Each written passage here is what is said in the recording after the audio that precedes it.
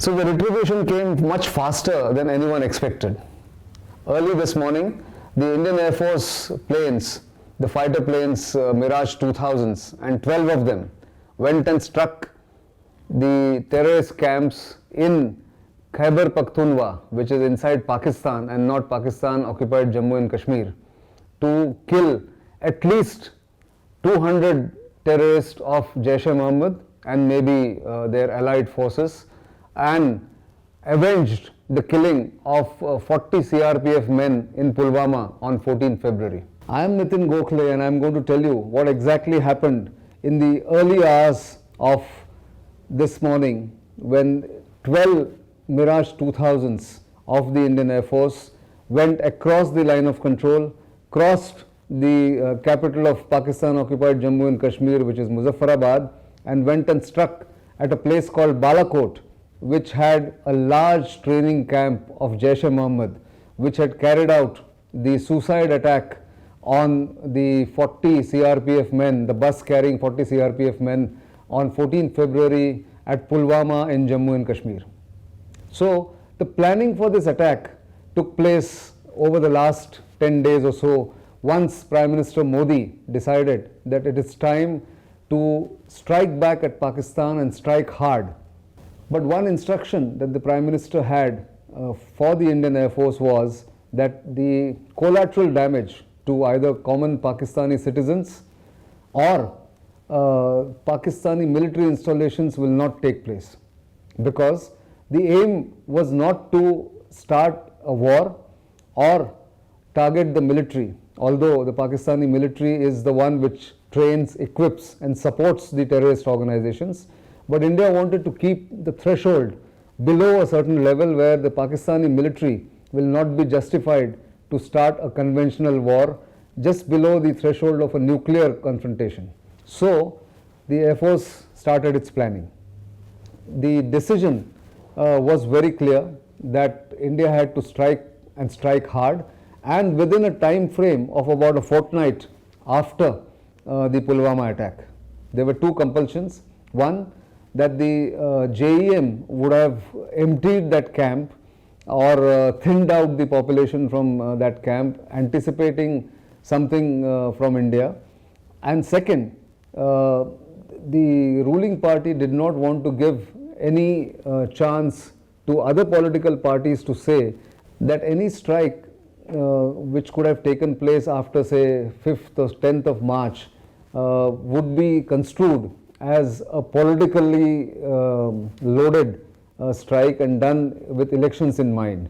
Not that Prime Minister Modi and BJP will not use this strike to tell the people how decisive and how strong the Prime Minister is or his leadership is, but the declaration of dates of elections would have complicated matters for decision making. Therefore, there was a limited window of opportunity available to the Indian Prime Minister and his colleagues. So therefore, the Air Force was told that you prepare for an airstrike on a targeted militant camp or a terrorist camp inside Pakistan. There are two reasons for doing this.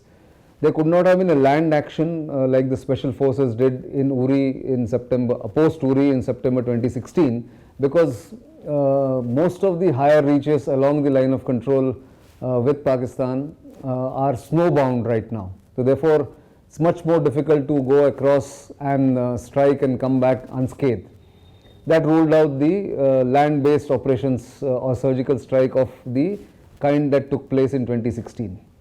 Number two, India did not want to target or hit terrorist camps along the LOC, in the shallow depth along the LOC inside Pakistan occupied Jammu and Kashmir, because they were immediately after the Pulwama attack, they were emptied out, and they were just a bunch of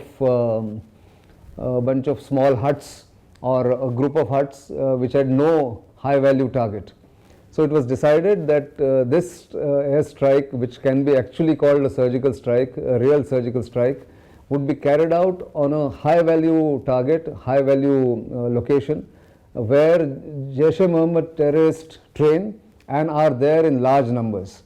So a precise intelligence operation was launched intelligence was obtained through various means: satellite photos, ground-based human intelligence, and technical intelligence by tapping phones or tracking different movements of different leadership of the Jaish-e-Mohammed, and target was arrived at. There are two other smaller targets that were hit at Chakoti and one more place in Pakistan occupied Jammu and Kashmir, but they are not as significant as what has happened at Balakot. Remember, this is for the first time in 47 years that India has not only crossed the LOC but has gone deep inside Pakistan and struck targets at a place which normally would be deemed escalatory. But this was done, intelligence was obtained, it was clearly determined that one Yusuf Azhar, who is the brother-in-law of Masood Azhar, who is the chief of the Jaish-e-Mohammed, is head of that camp or in charge of that camp. And it was then decided that at a particular point the Indian Air Force would launch a strike packet of 12 Mirages which will go across the LOC, strike there and come back. They were of course protected by a screen provided by other aircraft like Sukhoi 30s, and there was also the support from mid-air refuelers. Also the satellite based intelligence was provided to the Mirage 2000s. They took off from the central air base in Gwalior from central India and struck this camp between about 3:45 and 4 a.m. This morning, which is 26th of February, and came back within 20 minutes. Not that the Pakistani Air Force did not scramble its jets, it did scramble F-16s, but the strike package which was launched by India was far powerful for the few F-16s that were scrambled, so therefore they couldn't do any damage, they just veered off, and the Indian Air Force came back unscathed like the Special Forces in September 2016, having targeted that camp at Balakot. Now when the reports started coming in, the DG ISPR, who is a spokesperson of the ISPR, the Inter-Services Public Relations of Pakistan, gave away the game by saying Indian planes came up to Muzaffarabad sector and discharged some payload at Balakot. So he actually gave away at 5:35 in the morning the location of the attack itself, and therefore it was easier for Indian government to now confirm to the world, to the entire international interlocutors who have been telling India to hold its horses, play it cool, not escalate matters, to tell them that India has done this strike. So at precisely 11:30 a.m., Foreign Secretary Vijay Gokhale went on air, read out a short statement saying that this is a preemptive non-military strike carried out by the Indian Air Force at Balakot, and Balakot was mentioned because it was a significant camp, and he said there's large number of casualties have taken place or fatalities have taken place in this camp, and he just stopped at that. So it was very clear that India does not want any military escalation. India is very clear it did not want to target innocent Pakistani civilians. All that it wanted to do was to target the JEM, its terrorist foot soldiers, and the leadership, clearly saying or indicating that India had intelligence reports that a few more suicide attacks were being planned by the JEM in India and especially in Jammu and Kashmir.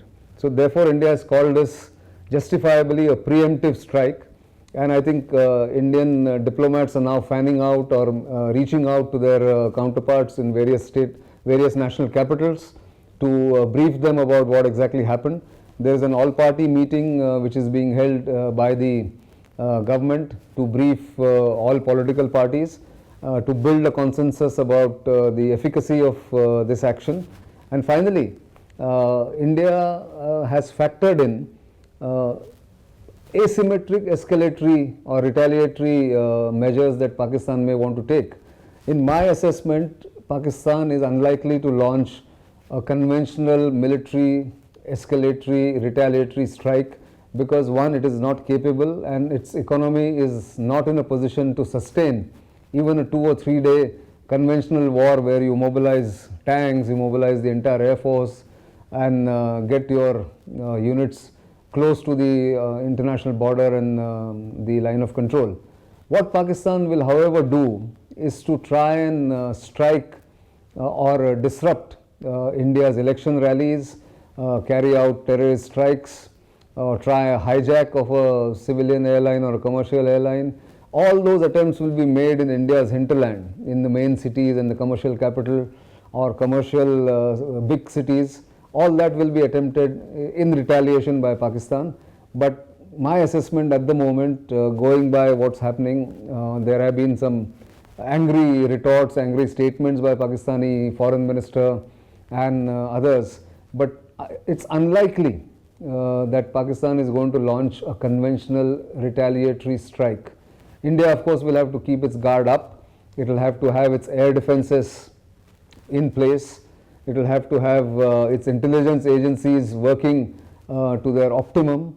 And of course, we as citizens will have to keep our guard up to look out for any unusual movement, activity or object that might be placed in public places to create mayhem and violence.